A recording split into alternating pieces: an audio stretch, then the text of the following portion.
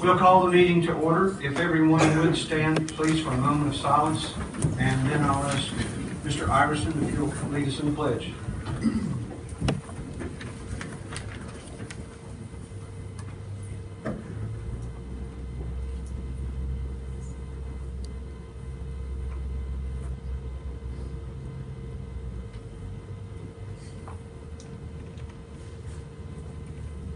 Attention. Salute.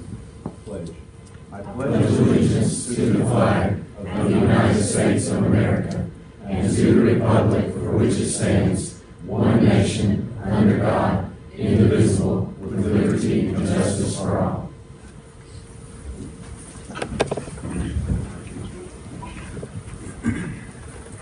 Welcome everyone to tonight's meeting. I'd like to make everyone aware that we have one board member Skyped in tonight. Randall Gilmore is here via the laptop. So, Randall, can you hear us? Yes, I can. Thank you. First order of business, as usual, is to approve the agenda. When we approve the agenda, we also approve the consent agenda and any other items in it, including any minutes from any call or special meetings. Looking for a motion. So moved. Motion by Mr. Iverson, second. Second. All those in favor say aye. Aye. Ayes have it. So ordered. So moved. Next order of business, I'll turn the meeting over to the Director of Schools. Wait a minute. No, we've got public comment for agenda items, and we do have one public comment. Ms. Susan Lawson, would you approach the podium? State your name and address for the record, please. You have 3 to 5 minutes. When we get close to the end, I'll start giving them the sum up. Okay. Thank you. My name is Susan Lawson. I live at 521 Montezuma Road in Kingsport, in Indian Springs community. I'm here to address the possible closure of Indian Springs Elementary School. I feel like I have a unique perspective on the closing of Indian Springs. I have to do a little background and I'll make it quick. 3 years ago, I made the choice to send my 2 youngest children to Indian Springs Elementary School. I've homeschooled my eldest 3 children. One is a college graduate, one is in college, and one is a sophomore student in my home. They have dual enrolled at King and Northeast State and have had professional teacher tutors as well as what we did at home. I have no reason for stating that. When my 2 youngest children entered 5th and 3rd grade, I believed it was best for them to attend a school outside of our home, and we made the choice to looked at Kingsport City Schools, we looked at some private schools in our area, and we looked at Indian Springs Elementary School, and we made a purposeful choice, an intentional choice to choose Indian Springs.